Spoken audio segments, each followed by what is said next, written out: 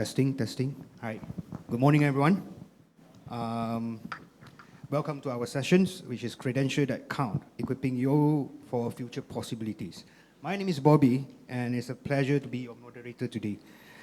In the world of finance is dynamic, constantly changing, evolving with new technologies and shifting market demands. For those of you starting your journey, navigating the landscape can seem very daunting. So how do you actually build a resilient career? And what skills or credentials that truly matters? And today, we are privileged to have Scott and Florence with us here today from CFA Institute. And they bring a wealth of experience and will be referencing insights from CFA Institute latest research. Okay, to shed light on these very questions, our discussion will explore the value of CFA Chartered and the critical skill needed for future, and how you can strategically position yourself for a successful career in finance. Probably just a short introductions from you, Scott and Florence. Thanks, Bobby. Hi, everyone. Good morning. So I'm Scott. I work for CFA Institute. I've actually worked for the Institute for 11 years. So, well, many congratulations to the 10th anniversary of the CFA Society Malaysia Career Day. I think, if I remember correctly, I did join the first one.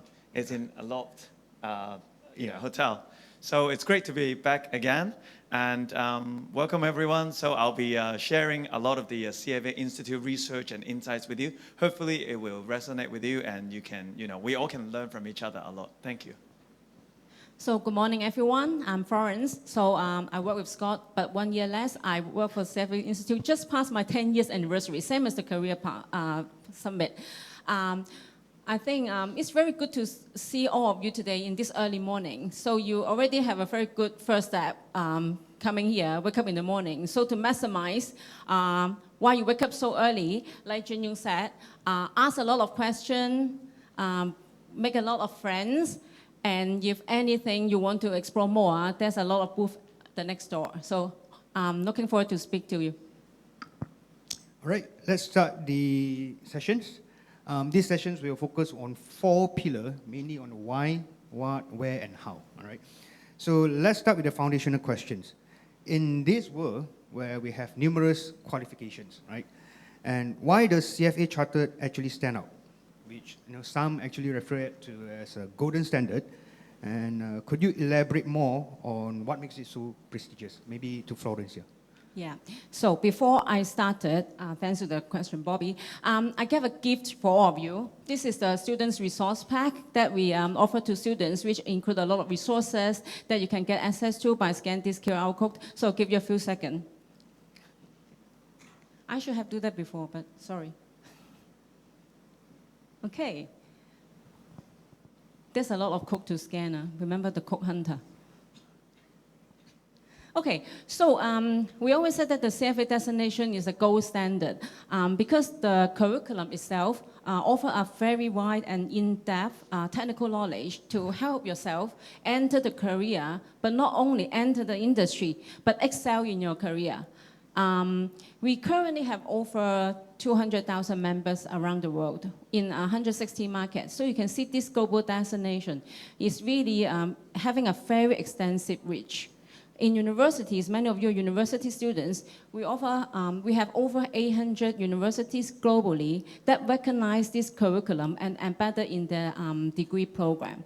So you can see all this come together, the CFA designation, the global designation, to help you start your career with success.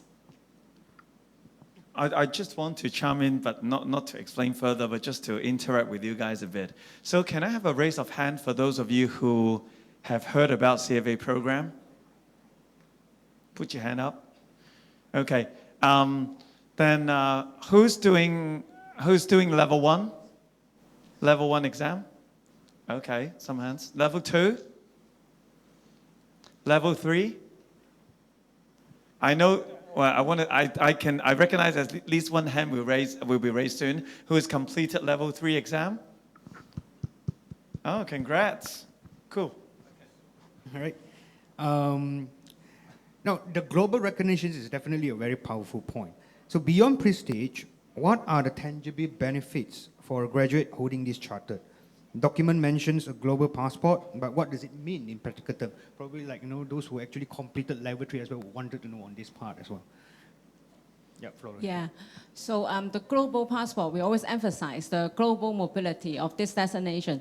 It is because this exam is global exam. Everyone in the world taking the same exam, not the same set of questions, but based on the same pool of exam questions. So no one will basically challenging you where you take the CFA program. This is recognized by all the employers around the world. No matter where you are, like now you're in Malaysia, you want to go to other countries to for the industry, you have this designation that recognized by the industry. And also many of the governments, regulators, they do also recognize this program and the designation that as a kind of, sometimes the license requirement, this program is a proxy for meeting the requirements. So you can see the global aspect of this.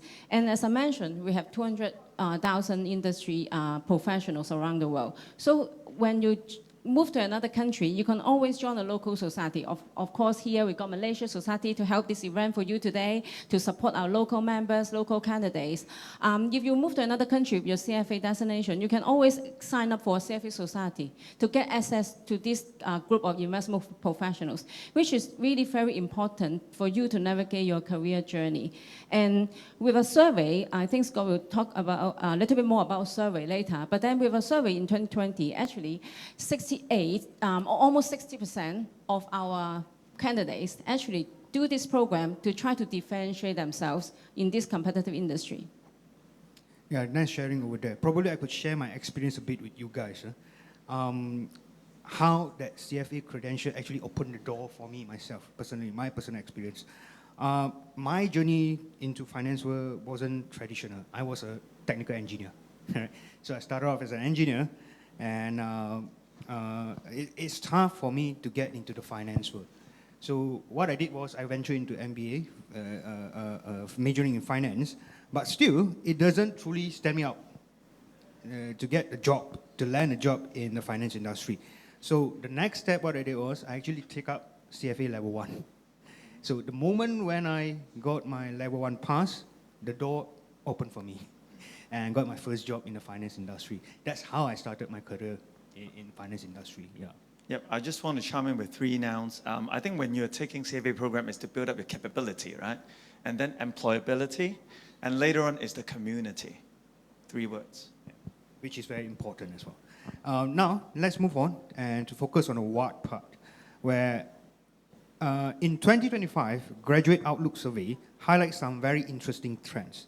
While 81% of graduates globally are positive about their career prospect, they are also concerned, especially around AI and automations, actually replacing entry-level roles. So how is the CFA program actually addressing this technological shift? Probably Scott. Yeah. Thank you. Thanks, Bobby. On the screen, you actually get to see the key insights of this graduate survey. And in fact, we conduct this survey annually. It's free on the website, so you can go onto our website and take a look at it. And I would say I'm amazed about the results. So first of all, on the left-hand side, you get to see 81% of people being surveyed, they are positive about their career prospect, right? Which is good, because attitude matters. Like Harry said, the world changes, business model changes, but it's the attitude to adapt, okay? When you feel positive about it, then you tend to have interest in it, you tend to spend more attention and learn about new things and adapt to it, yeah? And then finance, STEM is the favorite discipline about that, and then technology, right? And in the next slide, you get to see a summary of the survey. It's actually a very, I would say, a reliable survey because we surveyed nearly 10,000 young ones like yourselves, aged between 18 to 25, yeah? And then, in terms of how CFA program is evolving to adapt to it, CFA program has over 60 years of history. But why are we still being seen as the gold standard is that every year we have a dedicated team of colleagues to look into the industry needs and to develop new contents, to evolve our contents, to make it stay relevant, and being a pioneer to the industry. So in terms of innovations, we have still have 3 levels of exams, but in between every level, we have implemented what we call the practical skills module. What is it? It teaches you practical and new skills that is needed by the industry right now. So for example, after completing that level 1 exam, before getting the results, you must complete one of the practical skills module that is listed on the slide here. So for level 1 is Python financial modeling. Level 2, financial modeling as well, and Python coding. And level 3 is about portfolio management, portfolio construction kind of training. You don't need to pass it or score perfect on this, but you must learn and you must complete this assessment, okay? And it's to help you. And once again, going back to, I think I'm just going to keep regurgitating what Harith is mentioning. So it's, it's the attitude. You just need to, you either feel afraid of it and being shy away from it, or you embrace it. The more you embrace this technology, then the better that you get to do in your job and the better result you get. Yeah. I think I would like to echo what Scott mentioned over here as well. During the old days when I took my CFA exam, there's no Python codings, right? There's no special module on this part. So eventually times evolve and we know that things change, and CFA Institute syllabus also would follow the trend and change as well, which keep all of us in track with what is the upcoming trends and what are the changes in the market itself, so that our capability will be enhanced and better suited for the career path as well. All right. It's fascinating to see that. Next question. It's fascinating to see that employers are actually actively seeking these hybrid skills, right? And the survey shows that 85% of employers see a need for industry-wide standard for AI, and 70% see an essential or preferred need for upskilling their workforce in AI-related compliance and risk. So beyond technical skill, what else are graduates and employers actually looking for? Thank you.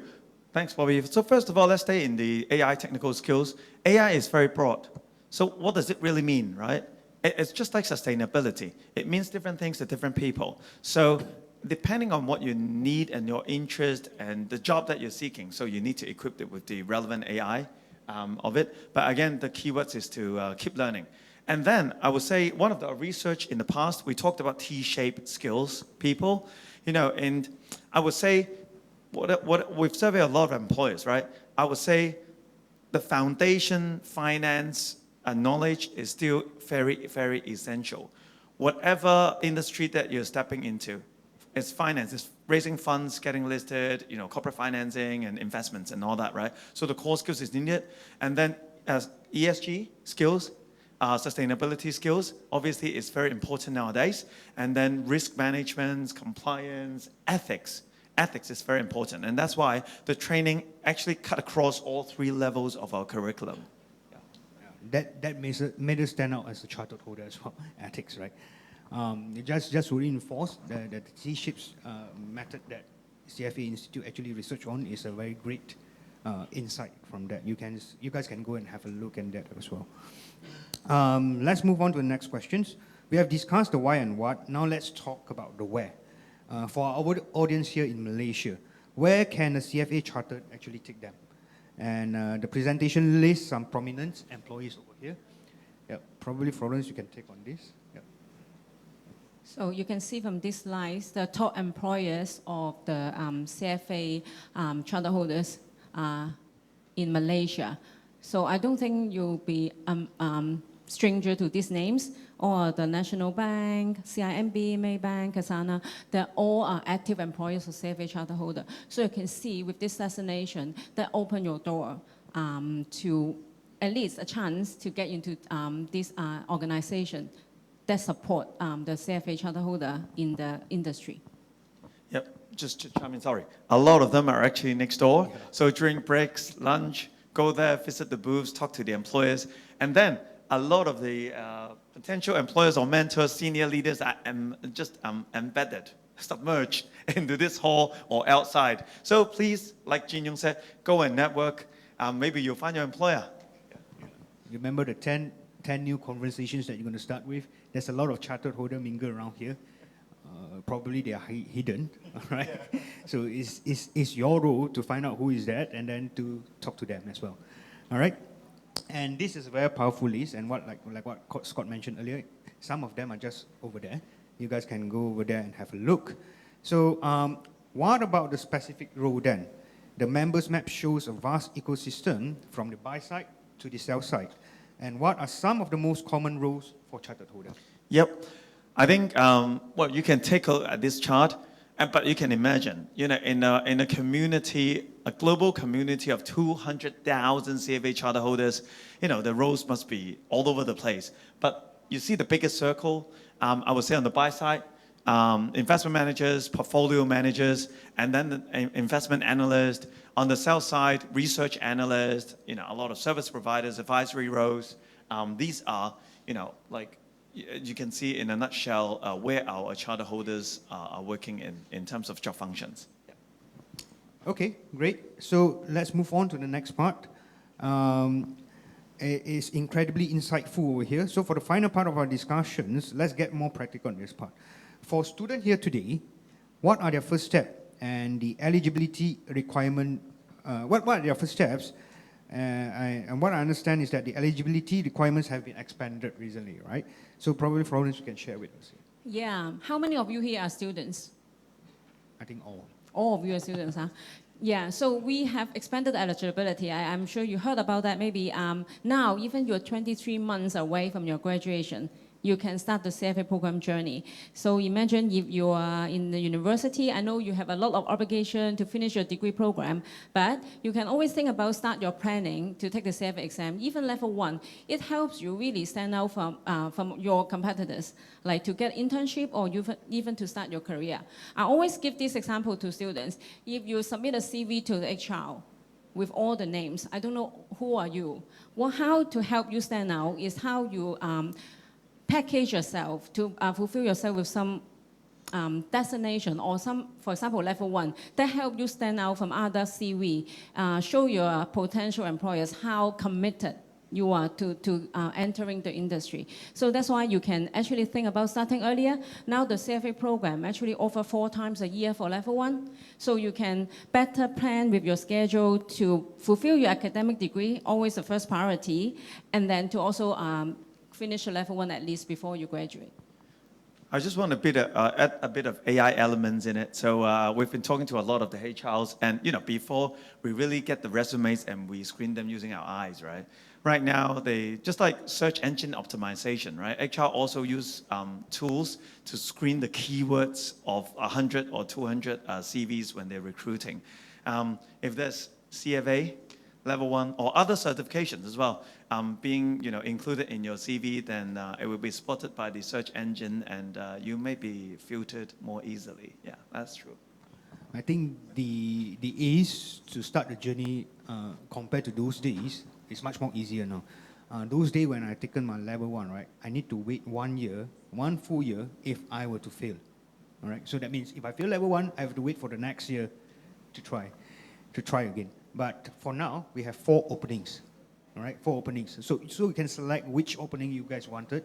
With, if let's say you have ample times to study, you probably could shorten the periods to get the exam. Or if you don't have the time, then you probably want to lengthen it throughout the year, all right, to take the exam. Now, yeah, and I think this is also a very dedicated journey. It's not an easy exam. We always emphasize 300 hours of study, which may scare you away, but then I will always emphasize that the ROI is very high. So you could really start planning and, yeah. It's a marathon, it's not a sprint, right? This whole journey itself. Okay.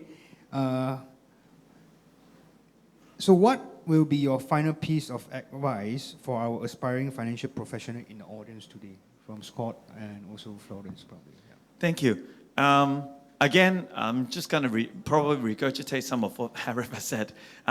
It's about, think about business. Think about people. Business will change, right? In year 2000, Kodak, Nokia. Now is Amazon, Google, NVIDIA. Business model or the industry changes, but people's need, whenever there are people, there are needs, right? So it's your attitude to adapt into the changes and be part of this ecosystem. And when I talk about attitude, I always want to say just AI, right? Like you can either be afraid or avoid the AI, or you can embrace it and see this as opportunity. And when your attitude shifts, then the results would be very different. Yeah. Any advice from Florence? Yeah, so we always recommend our students to start early. The slides is a little bit off, but anyway, start early when you are still having your mind like studying exam, because once you started working, find it even more challenging to spend your time to prepare for the exam. Yeah, and if you have any question, please feel free to ask us. Yeah, probably we'll open the floor if you guys have any further questions on that. Don't be afraid to ask, Yeah. You have to ask 10 questions at least today, so grab the chance to ask the That first counted one. into your 10 to-do list as well. Questions, anyone? At least one.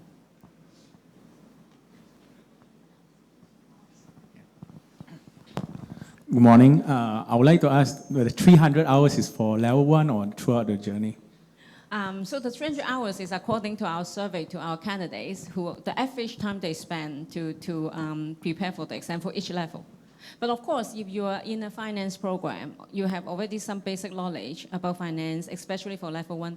You may need less than that, but I will never take it, I will always recommend don't take it easy, because it's really not a easy exam. Take it seriously, or you can talk to people who already passed level 1, like talk to more people today and see what's their experience tell you. There's a lot of chartered holder as well. You can ask each and every chartered holder experience if you have the time. Yeah, because when they take the exam, most of them are actually working adults already. It's not like now these days where we open wide, for students to have opportunity to get into level 1. Yeah, comparatively. Any more questions, guys? Seems like a silent crowd. I think we still have 10. Oh, good. Maybe I'll ask you guys to raise your hands then. So are all of you doing, who's doing business degree or finance degree here? Okay. What about STEM degrees? STEM, only one. Oh, okay. Good to know. Good. Well, because I'll just share some of our insights. Again, within CFA Institute, we work with HRs, business professionals, industries a lot, and we found that in the past, let's say 20 years ago, the ones who work in finance are usually finance graduates or business graduates. But nowadays, we have a lot of STEMs as well, engineering degrees like Bobby, and then even technology graduates. And we often see that the most popular candidates in the industry would be one that can have both. So both finance and maybe special skills, biotech, technology, etc., etc. Yeah. There's questions. Yeah. Question. Hi. So my degree is in biomedical sciences. Would just like to ask for advice on how do you combine biomedical sciences and finance? Any advice on that? Sorry, can you repeat again your degree? Biomedical sciences. Wow, that's very. Wow, It's very far off Very from the niche. financial world, but yeah. Oh, okay. I think, again, in Harris' keynote, he talked about, currently there are a lot of biotech firms, getting listed in the share market. I'm not sure about Malaysia, but I'm based in Hong Kong, so we get to see, when you look at the IPO markets, you get to see a lot of the biotech firms are being listed, right? So because there is a need, with aging population or technology being advanced, the need for, medical treatment, it's high rising. So when there is a people need, there are businesses. When there are businesses, there's finance needs, because ultimately all business, even, maybe let's say Labubu, right? Like Popmark, they grow the business, they get financing, they get listed such that they can, keep on expanding the business. So it happens, I think, to all industry, biotech as well. So as biomedical science graduates, probably you would be starting your first job in the biotech industry as well. But as you go along, you will get to see, the company grows, there's financing needs, it gets, listed, and then a lot of corporate financing activities going on. If you also equip yourself with finance skills, knowledge, then you'll be having an advantage than solely, biotech specialist. That's how I see it. I would like to add on certain things as well, because I came from a STEM background as well. Just one case, not one case. We have a board member who are not here today. He is actually an engineer as well. So you can look at two sides of things. One is that you enter into the financial industry, or you still remain at the STEM industry, but you are running the corporate finance for them, for example. So what our his name is Dominic lah.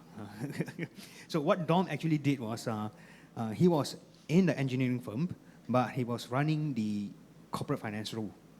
So basically, he raised fund, all right. He expand businesses, all right, and then he plan out projects for the companies as well, and to ensure that the companies are able to make lucrative or meaningful ROI, for example. So it depends on what you actually wanted to do, whether you want to be in or remain in the STEM industry or into the finance industry. If you were to venture into the finance industry, definitely there's a lot of road open up for you as well. Basically, your analytics skill, I believe, will be top-notch because coming from a STEM background. And also, you understand biotech or biomedical industry very well.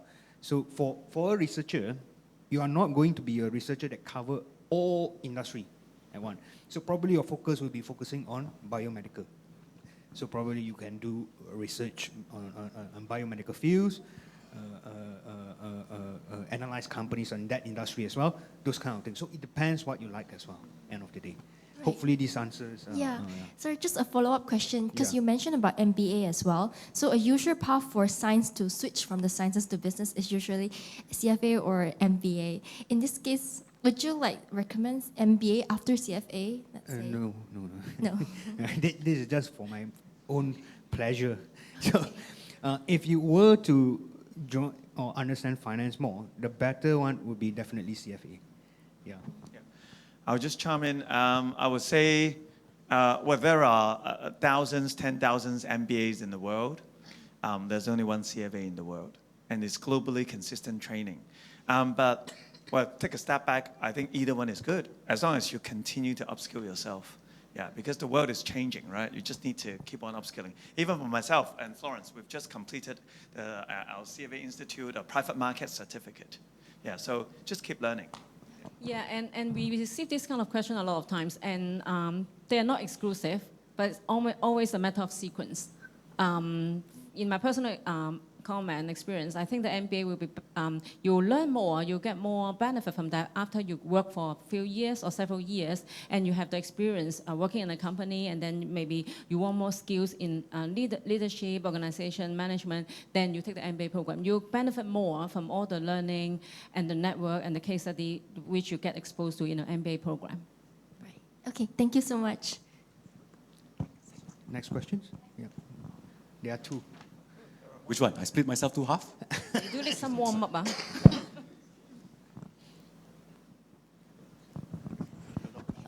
Hello, hi, panelists. Good morning. My name is Yuniza.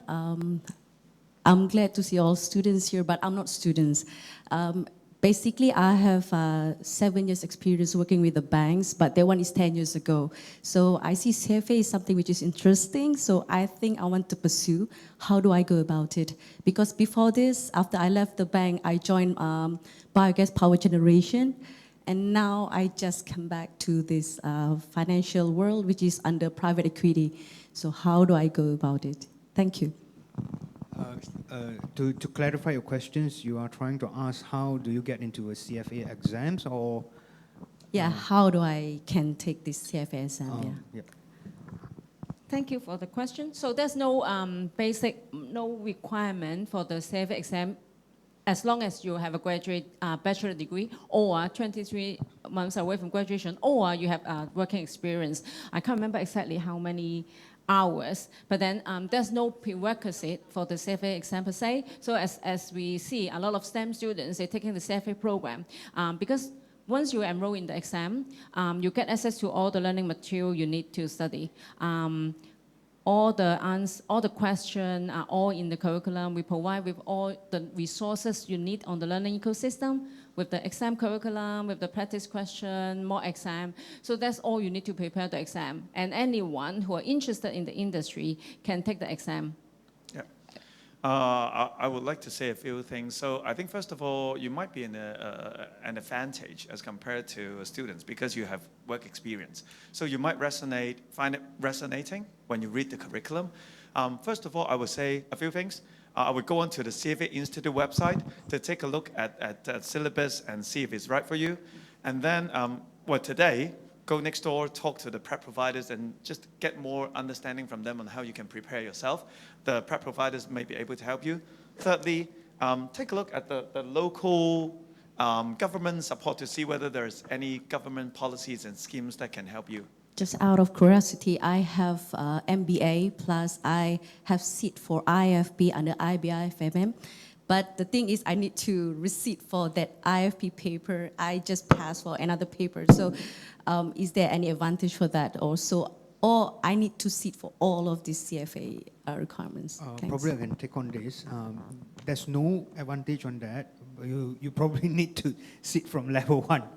Yeah. You need to See, sit the from level advantage is you have the knowledge, but no exemption, no benefit. Probably easier for you to pass level 1. With the knowledge, yeah. Next question? Yeah.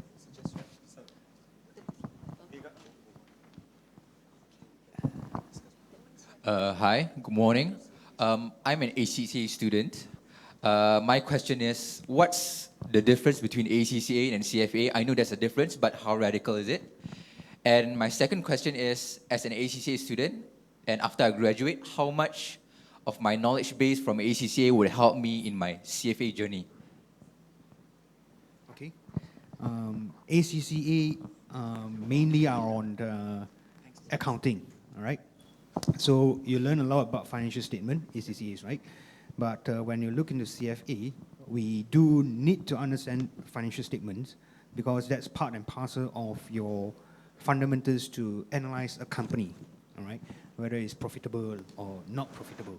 So I would say probably 30-40% that the knowledge from ACCA, somehow you carry on to CFA as well because we do have financial statement analysis as part of the syllabus. And probably that part itself is interchangeable in terms of knowledge. Yeah. Yep. Well, first of all, no exemption. You will, after completing ACCA, you still need to start from level 1. That's a very common question that we get. So just to clarify, I would say ACCA accountants, right? They are preparer of the financial statements. CFA analysts and investment managers were the user of the financial statements. So we both, like Bobby said, look into the financial statements a lot, the financial figures a lot. I think that's level 1. But then level 2 focuses a lot on the vehicles, equities, fixed incomes, derivatives, alternatives. And then the third one is about portfolio constructions for clients. Yeah. So that's, of course, very different to what an accountant would be doing. Auditing, taxation, advisory. Any more questions? Good questions. Good day to you. I am Nisha Jane Michael Das. I would like to get know, do we need to register as a CFA student first before applying for the scholarship, or we can apply for the scholarship before registration? Too nervous.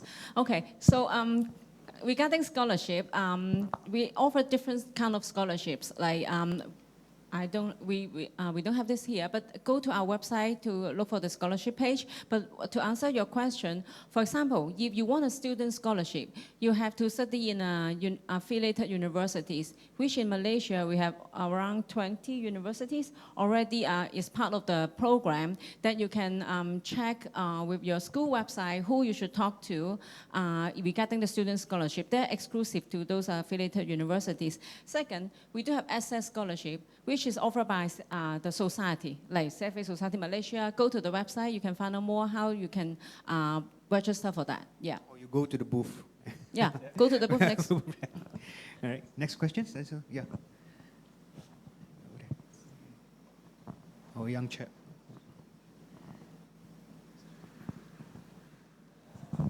Okay, so hi. Currently, I'm a finance background, so just want to know that between CFA and perhaps maybe we say PhD in finance, which one will be better? Sorry, what in finance again? PhD in finance.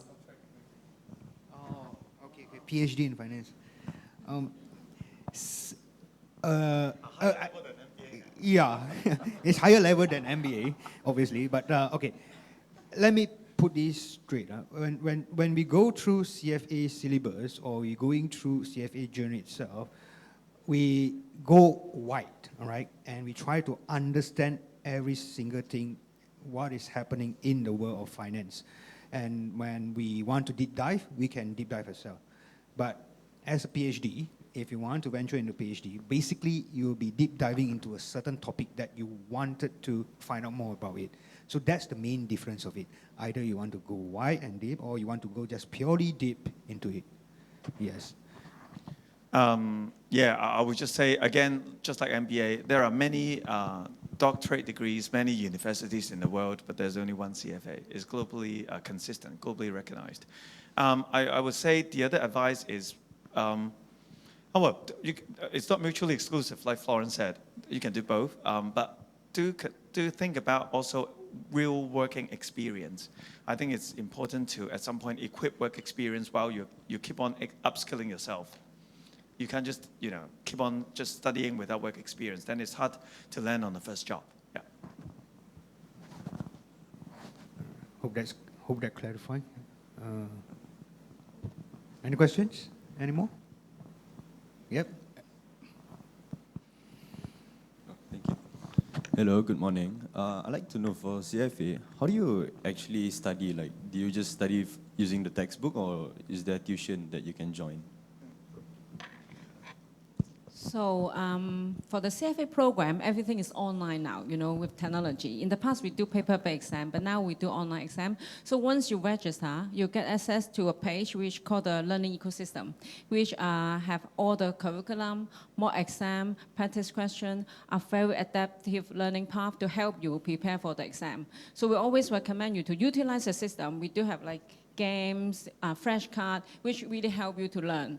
And then you register for the exam, go to a test center, prometric test center to take the exam. Of course, different people may have different style in learning. You may not want to study alone. You feel so lonely. Then go to next door. We have a lot of pet providers that you can check for more information if you want to have some help in classroom setting, or you want to have some group interaction to have someone to fight for the exam together. So these are different ways to help you to equip yourself for the exam. But for the CFA ourselves, we offer everything online through the learning ecosystem. One last questions? How about from that side? Everyone's asking questions from here. Yeah, that side? Everything from the left, but not on my right. Anyone from Anyone? there? No? No. Free la bubu? No? Free la bubu? No? From Thailand lah? No? Okay, so... Okay. Oh, yeah. Oh. Again here. All right. Last question, right? Good morning, and I'm actually an accounting student, and I'm actually considering to taking an accounting professional qualifications or CFA. So do you give any advice on this? And is it the CFA would actually help if I want to continue pursue my career in the accounting industry? Maybe I'll start off first. If you want to work in Big Four as an auditor, accounting, the ACCA, CPA's kind of training would be more suitable. Tax as well. But if you want to do advisory or investments, then you can consider either accounting degree or ACCA, that kind of accounting qualifications, or CFA qualification. Yeah, but if it's audit tax, then definitely accounting. I actually more towards to consulting or advisory. So would you recommend CFA or ACCA or CPA Australia or some kind? Yeah. For advisory, if let's say you are talking of Big Four, because I believe you're coming from the Big Four mindset, but if you're talking from Big Four perspective for advisory, there's a lot of field over there. So there are some certain department that are actually advising on digital transformations, some certain department advising on probably audit processes and so forth. But if you are looking at advisory in terms of transactional merger acquisitions, for example, or corporate finance, or financial services, CFA will help, definitely. All right. It depends on your interest again, all right? Yeah, but obviously, CFA is our golden standard. So hope that clarifies, yeah. Yep, two things from me. I work for CFA Institute, so you know the answer. On the other hand, trying to look for our friend, our past president of CFA Society Malaysia. His name is Justin Ong. Justin Ong, yeah. Look for, well, I mean, it doesn't have Justin Ong in his face, but try to ask for Justin Ong. He's the big boss of Deloitte Advisory. So if you look for him, try to get some advice from him. He's next door. Yeah. All right, good. Thank you so much. All right, thanks a lot. So I think that brings us to the end of this moderated discussion. Hopefully the Q&A sessions will clarify a lot of things for you guys. Huge thank you to our panelists here. Thanks for sharing all these valuable insights with us. All right, and hope to see all of you guys join us as members as well in future. All right, and enjoy yourself today. Remember the 10 of 10. All right, thank you. Thank you. Thank you. Thank you very much. Let's give all three of them a huge round of applause. Ladies and gentlemen, once again,